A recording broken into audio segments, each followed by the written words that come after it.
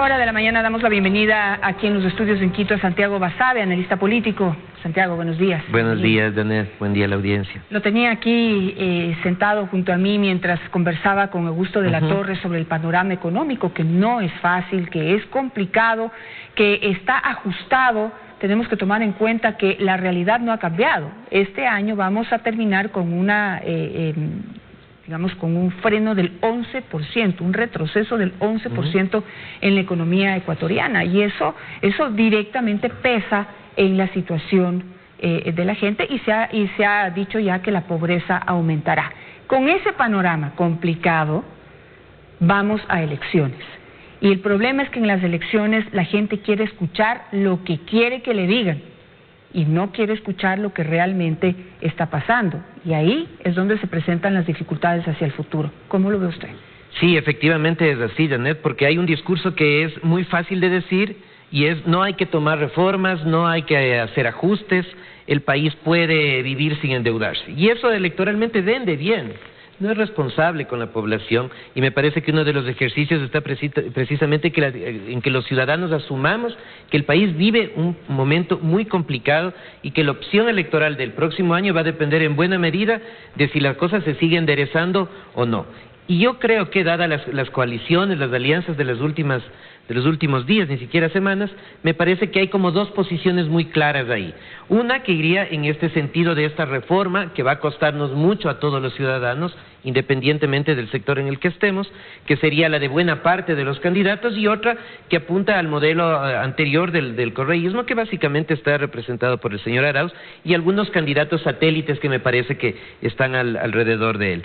Entonces, la gran estrategia, la gran dificultad para plantear una estrategia más bien es cómo poner esto en la plataforma electoral sin generar pesimismo a la ciudadanía. Ese me parece que es el gran reto. Pero hay posibilidades, o sea, yo creo que sí. Yo creo que no se puede hacer, la situación es complicada. Sí, pero ¿cómo lo dice desde el tema? Analizarla desde la base, por supuesto, o sea, tiene que mirarse en el espejo de la realidad.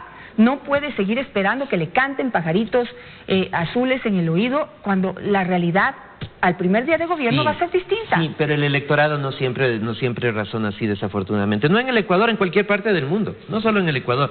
Entonces yo creo que, insisto, ahí se necesita una estrategia muy clara que pueda vincular todos estos temas sin generar, insisto, demasiado pesimismo, porque desde el otro lado, en la candidatura de la Revolución Ciudadana, tienes un discurso potente, que si lo analizamos no tiene sustento, evidentemente, pero que, visto así por encima, hay una posibilidad de que se capture el electorado. Hay un gran actor, y Augusto lo acaba de decir hace un momento, es del gobierno nacional, porque a todas estas reformas económicas que son buenas noticias para el país, le hace falta poner la economía de la calle.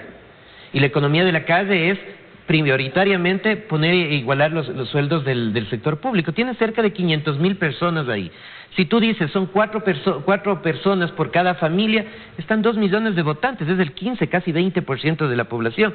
Entonces, ese es un ejercicio que debe hacer el gobierno de cara a resolver este problema inmediato, por supuesto, de la ciudadanía, pero también pensando en darle sustento y colchón a esas posibles reformas que vendrán enseguida. Se dice que ese va a ser uno de los objetivos iniciales de los ingresos que van a llegar. Claro, pero sí, definitivamente 2.000 millones llegan ahora en septiembre, 2.000 millones llegan en diciembre, y yo me imagino que será para ponerse al día con los empleados, parte de ese dinero para ponerse al día con los empleados públicos y para pagar los décimos que vienen en diciembre. Por supuesto. Es decir, ese dinero ya está gastado, pero yo sí abogo porque si es que esta podría ser la primera vez que se puede analizar, que se puede ser optimistas, pero sobre la verdad, porque si bien ahorita viene ese dinero para poder pagarles y ponerse al día con los servidores públicos, el próximo año se va a repetir el problema, con el gobierno que sea. Digamos, cualquier tendencia, hablando de la Revolución Ciudadana, puede decirles y puede pintarles un paraíso, pero el dinero, si no viene el dinero, no hay con qué pagarles, simplemente. Esa es la realidad. Sí, y la discusión es precisamente esa: o hacemos un cambio para tener una economía mucho más sostenible, o queremos volver a una situación no como la que vivimos ahora de crisis, sino mucho peor. muchísimo peor. Y yo creo que ahora mismo ya están medianamente establecidas dos posiciones o dos actores políticos con reales posibilidades de segunda vuelta. El señor Lasso, que me parece que ha ganado un porcentaje importante de votos, también ha perdido algunos, los que querían votar por Lasso pero no por los socialcristianos y ahora buscarán otra opción, los socialcristianos que no votarían por Lasso y ahora buscarán otra opción, pero me parece que en términos generales ha podido aglutinar una cierta cantidad de votos del centro a la derecha, una derecha más liberal en lo económico y conservadora en valores. Ese es lo que representa esa candidatura y me parece que tiene un espacio importante y creo que ahora mismo en conjunto estaría por encima incluso del candidato de la Revolución Ciudadana. Mira cómo esto ha cambiado en estas 2 últimas semanas. De otro lado, Arauz se queda con unos competidores, digamos, de centro izquierda que no cuaja ninguno. Entonces, vistas las cosas como están hasta ahora, ya con remotas posibilidades de más acuerdos, yo creo que la discusión y el debate va a ser entre estos dos candidatos, en términos no solo de la primera vuelta, sino fundamentalmente de cuál de ellos podría capturar la mayor parte de los votos de los otros 14 o 15 de cara a la segunda vuelta electoral. Y ahí el tema económico, la posibilidad de transmitir esta idea de la necesidad de reformas que al mismo tiempo nos van a dar un futuro mejor a la población, es clave y decisiva, porque del otro lado tenemos ya el modelo que la gente observó y que hubo recursos insostenibles y todo lo que quieras, pero existió. Entonces yo creo que ahora mismo esa discusión está alrededor de esas dos opciones y yo veo muy difícil que tengamos la posibilidad de un tercer candidato que pueda aglutinar mayores espacios hoy por hoy. Yacu Pérez era una posibilidad, pero me parece que eso se ha ido diluyendo con el paso del tiempo. La división en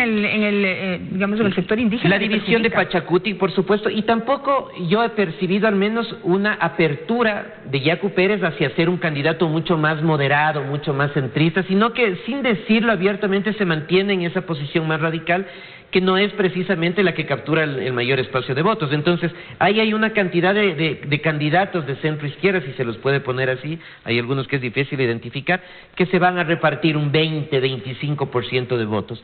Mientras que yo creo que sube un poco Arauz, del 20%, yo creo que esto le hace subir un poco, pero también le hace subir a Lasso en mayores proporciones, lo cual lo coloca en una situación mucho más clara para el elector sobre todo. Ahora, ¿qué tanto puede definir el futuro de Arauz el momento en que se defina quién va a ser su candidato a la vicepresidencia de la República? Porque una cosa, digamos, es vender esta ilusión en ese sector del correísmo de que Correa puede volver a ser candidato.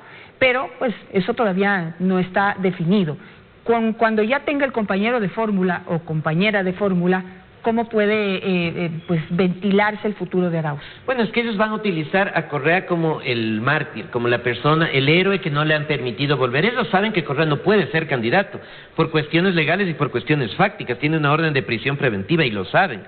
Y desde el inicio su estrategia ha sido jugar a colocar y a posicionar a Correa, posicionar a la Revolución Ciudadana, con conocimiento de que al final van a tener una segunda opción, que seguramente ya tienen al menos 1 o 2 nombres para que arrastren los votos de Correa. Sin Correa en la papeleta no es lo mismo, evidentemente, pero yo creo que el membrete y la marca Revolución Ciudadana vende aún. Han sufrido un golpe muy fuerte, y el golpe fuerte no tiene tanto que ver con las cuestiones judiciales ni legales del expresidente, sino fundamentalmente con este acuerdo del señor Lasso y del Partido Social Cristiano. Porque eso, insisto, si bien les hace perder unos votos, que seguramente pueden ir a otro candidato, Isidro Romero se me ocurre, por ejemplo, el propio señor Correa, el otro, pero en general forman una tendencia un poquito más consistente y un poquito más sólida, que me parece ahora mismo tiene más forma y sobre todo tiene una posibilidad mucho más cierta de llegar a una segunda vuelta electoral. ¿Esta gran alianza que se ha hecho entre Creo y el Partido Social Cristiano es suficiente o Lasso tiene que, acumular más adhesiones? Tiene que acumular muchísimas más adhesiones, porque si nosotros analizamos la política en función de lo que ha pasado, uno podría decir, y esta es una especulación desde luego, que el primer día que llegue el señor Lasso, en el caso de que sea presidente, esa alianza se va a terminar. De hecho, los acuerdos han sido muy claros. El acuerdo ha sido muy claro. Es un acuerdo electoral, no de gobierno. Mantenemos nuestras candidaturas, mantenemos nuestras diferencias.